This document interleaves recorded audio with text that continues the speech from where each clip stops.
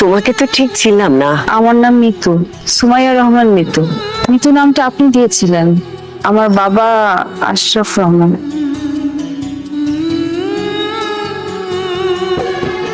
পরিস্থিতির চাপে পড়ে তোকে আনতে পারিনি। আসসালামু আলাইকুম, আমার নাম মিতু।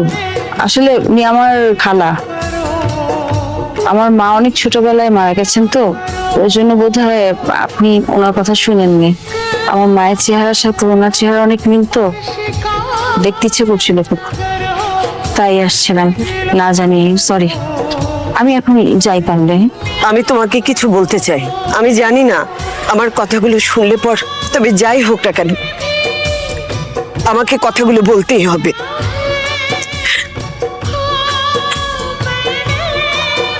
তোমাকে মিথ্যে কথা বলে বাবা আমাকে বিয়ে দিয়েছিল।